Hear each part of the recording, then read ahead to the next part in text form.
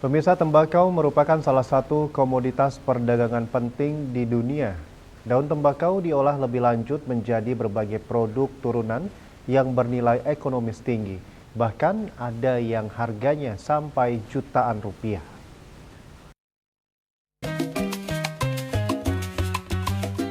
Disclaimer. Tayangan berikut tentang produk tembakau hanyalah untuk edukasi. Dengan memiliki pengetahuan yang memadai tentang produk tembakau, pemirsa diharapkan dapat menyikapi dan mengambil keputusan berdasarkan kebijakan masing-masing. Pemirsa, salah satu produk turunan tembakau adalah cerutu. Berbeda dengan rokok, cerutu biasanya berukuran lebih besar, dan tidak dibungkus dengan kertas. Cerutu ini memiliki nilai ekonomis tinggi karena harganya bisa mencapai jutaan rupiah. Daun tembakau yang digunakan juga daun tembakau khusus, yaitu daun tembakau Kuba. 8 lembar tembakau Kuba pilihan di-press dengan alat khusus sehingga menjadi cerutu setengah jadi.